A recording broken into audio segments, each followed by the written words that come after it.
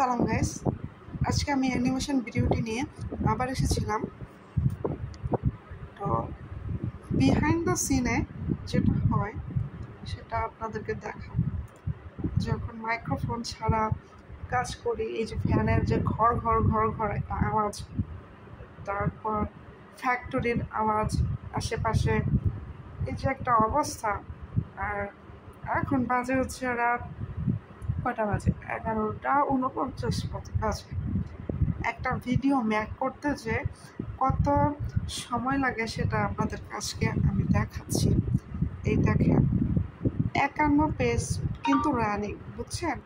51 page চলতেছে, কিন্তু মাত্র এইখানে এই 51 পেজ পর্যন্ত আছে মাত্র কয়েকটা মুহূর্ত। এই দেখেন হিসাব করলে এই পর্যন্তই, এই যে শেষ, একটু পরে শেষ।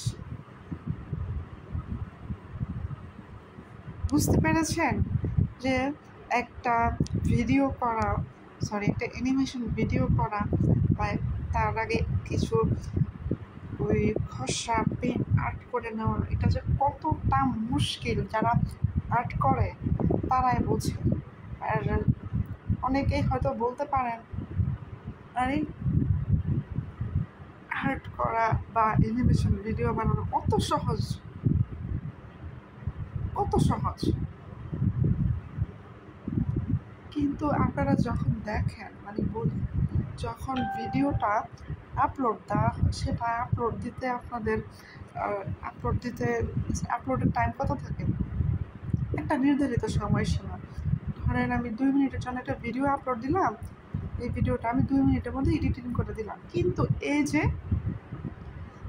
আমি যেরকম একটা ভিডিও দিলাম, হ্যাঁ, ধরেন আমি 2 মিনিটের জন্য একটা ভিডিও, 2 মিনিটের একটা ভিডিও দিব, কিন্তু এই 2 মিনিট 11 সেকেন্ডের ভিডিও তৈরি করতে যে 2 ঘন্টা সময় লাগে, বা ঘন্টার পর ঘন্টা, সারাদিন, এমনকি 2 মাসও লাগে। সেটা তারাই বুঝে যারা অ্যানিমেশনের কাজগুলো করে। এই যে এগুলো দেখতেছেন না, কোথায় এই যে যেগুলো দেখতেছেন, এগুলো হচ্ছে খসড়া। এখনো মেন কালার আমি দেই নেই, এখন আমি মেন কালার দেই নেই। তাহলে বুঝেন যে এটা কতটা কষ্টসাধ্য কাজ। আর যাদের কোনো টিম নাই, এসব করতে টিম লাগে, যেটা আমার নাই। আমার কাজ আরও আরও ধৈর্যের কাজ। কোনো টিম ছাড়া কীভাবে আমি এই কাজটা যে করতেছি সেটা শুধুমাত্র আমিই জানি। তো আজকের মতন বিদায়, আল্লাহ হাফেজ।